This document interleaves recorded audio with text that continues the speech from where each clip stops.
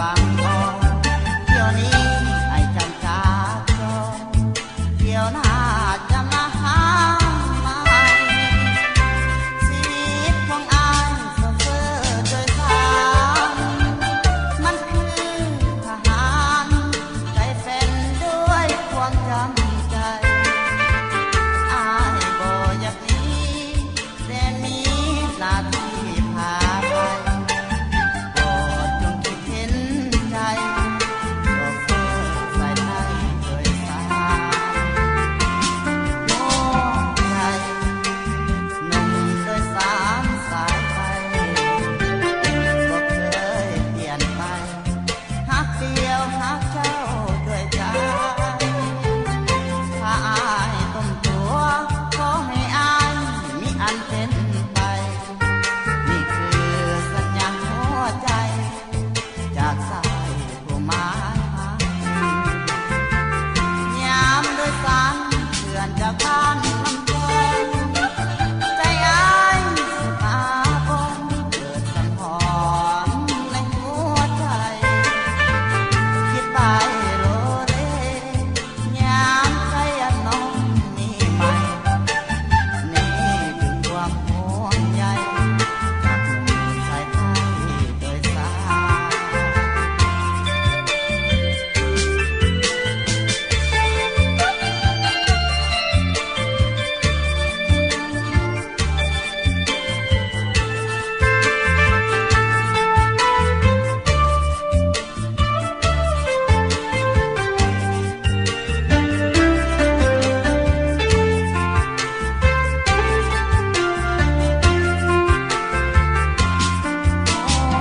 ใจหนุ่มโดยสารสายไทยก็เคยเปลี่ยนไปฮักเดียวฮักเจ้าด้วยใจถ้าอายต้มตัวขอให้อายมีอันเป็นไปนี่คือสัญญาหัวใจจากสายผู้หมายหายามโดยสารเพื่อนจากบ้านลำพองใจอายสุดาบนเกิดสังหรณ์ในหัวใจคิดไปโลเลยามใจอันน้องมีไหมนี่คือความห่วงใยจากหนุ่มสายไทยโดยสาร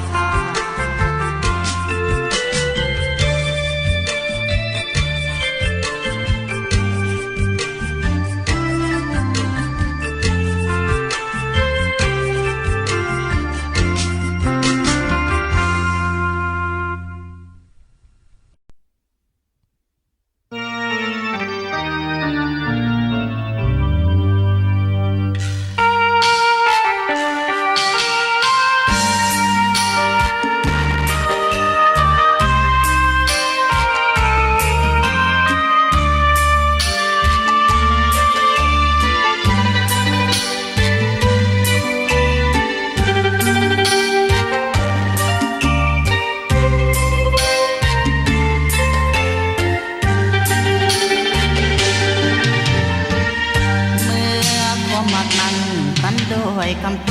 งเมื่อสามจึงได้แทรกแซงแยกแบ่งสิ่งหาเขาไปทักของเขาเขาพันด้วยกองไฟเหตุผลก็มันง่ายง่ายผู้ใหญ่ของน้องทางการอายเสียใจที่เกิดมาจน